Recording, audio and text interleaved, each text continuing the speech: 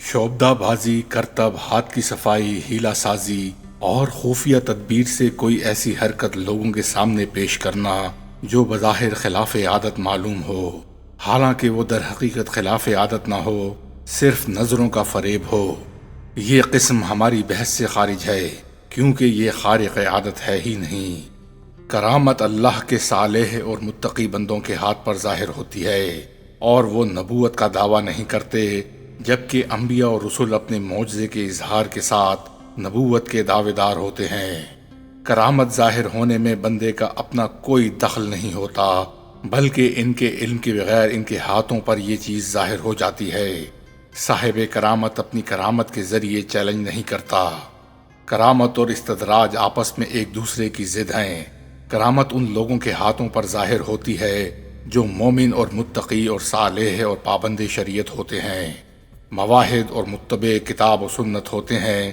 یہی دراصل اولیاء اللہ ہیں۔ ان کے ہاتھوں کسی کے خلاف عادت کام کا ظہور ہو تو اسے کرامت کہا جائے گا۔ اس کے خلاف اگر کسی کافر و مشرک یا فاسق و فاجر شخص کے ہاتھ پر خرق عادت ظاہر ہو تو اسے استدراج کہا جائے گا۔ مسند احمد، طبرانی اور بہقی کی روایت ہے، عقبہ بن عامر رضی اللہ تعالی عنہ سے مروی ہے کہ نبی اکرم صلی اللہ علیہ وآلہ وسلم نے فرمایا، جب تم دیکھو کہ اللہ تعالیٰ کسی بندے کو دنیا کی ہر وہ چیز عطا کر دے جسے وہ پسند کرتا ہو، حالانکہ بندہ اپنی نافرمانی اور گناہ پر اڑا ہوا ہے، تو یہ اللہ تعالیٰ کی طرف سے استدراج یعنی مہلت یا ڈھیل ہے۔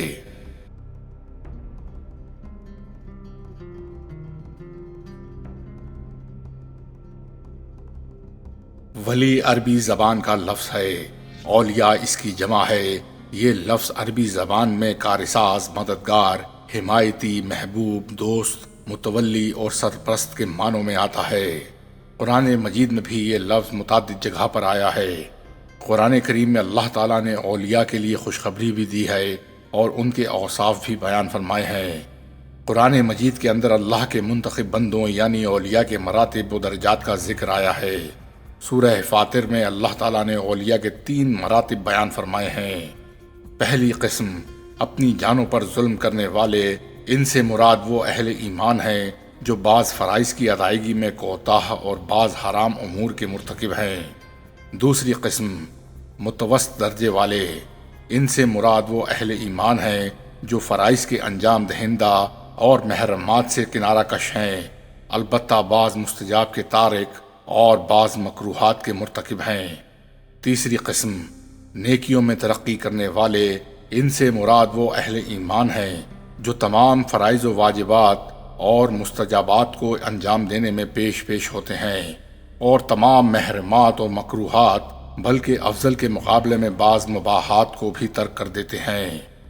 اللہ کے اولیاء جب علم و عمل کے اعتبار سے اپنا دین و ایمان درست کر لیتے ہیں تو اللہ تعالیٰ بھی ان پر اپنے فضل و کرم کی بارش اور خوب نوازش کرتا ہے۔ چنانچہ جب ان کو ضرورت ہوتی ہے اللہ تعالیٰ ان کے لیے خرق عادات اور کرامت ظاہر فرماتا ہے۔ سورہ طلاق میں ارشاد ہوتا ہے، جو شخص اللہ سے ڈرتا ہے اللہ اس کے لیے چھٹکارے کی شکل نکال دیتا ہے اور اسے ایسی جگہ سے روزی دیتا ہے جس کا اسے گمان بھی نہ ہو۔ اے ایمان والو، اگر تم اللہ سے ڈرتے رہو گے تو اللہ تم کو ایک فرقان یعنی فیصلے کی چیز دے گا۔ فرقان سے مراد وہ چیز ہے جس سے حق و باطل کے درمیان فرق کیا جا سکے۔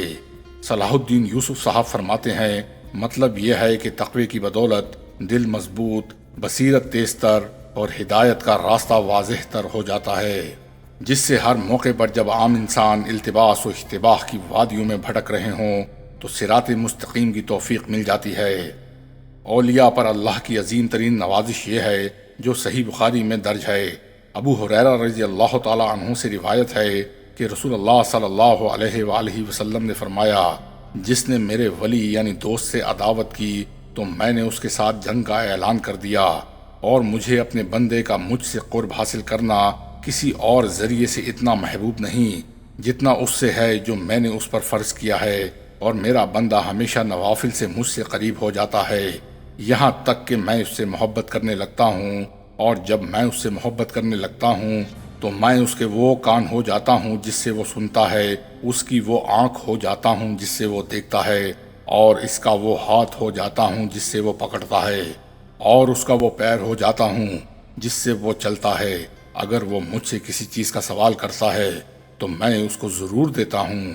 اگر وہ مجھ سے پناہ طلب کرتا ہے تو میں اس کو پناہ دیتا ہوں، اور مجھ کو کسی چیز سے جس کو میں کرنے والا ہوں اتنا تردد نہیں ہوتا جتنا کہ نفس مومن کے معاملے میں ہوتا ہے کہ وہ موت کو برا سمجھتا ہے، اور میں اس کی خوشی کو ناپسند کرتا ہوں۔